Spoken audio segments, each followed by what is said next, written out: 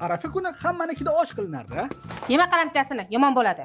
Hamma uyda osh qilinishini bilib turib ham bir-biriga osh chiqarilardi. Osh olib chiqilgan idish ham hech qachon bo'sh qaytmasdi. Oyim berordilar.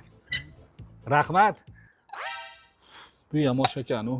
Uzoqdagi qarindoshi uyiga osh olib borish unchalik yoqmasdi. O, Karim tog'amnikka men olib boraman. Men olib boraman.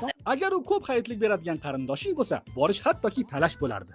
Ertasi kuni har xil oshlardan iborat mix oshni oying isitib, loqli nonushta tayyorlardi va bu oila davrasida boshqacha ketardi.